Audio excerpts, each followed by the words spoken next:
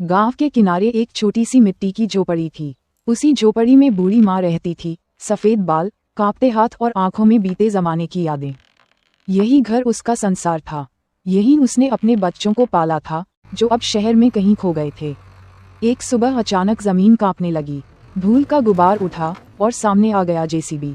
पीले रंग की बड़ी मशीन, जिसके अंदर बैठा था एक जेसीबी वाला, चेहरे पर कोई भाव नहीं, बस आदेश पालन की मजबूरी।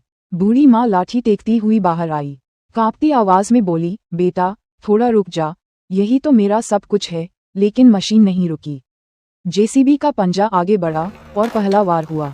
झोपड़ी की दीवार गिरी, साथ में गिर पड़ी माँ की यादें, मिट्टी के चूल्हे के पास की हंसी, दीवार पर टंगी पुरानी तस्वीरें और एक कोने में रखा बेटे का बचपन का खिलौना। बूढ़ी माँ जमीन पर बैठ गई, उसकी आंखों से आंसू नहीं, सन्नाटा बह रहा था। जेसीबी वाला अचानक रुक गया।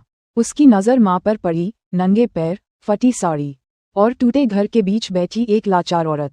उसके हाथ कांप गए। मशीन बंद कर दी गई। वह नीचे उतरा और पहली बार इंसान बना।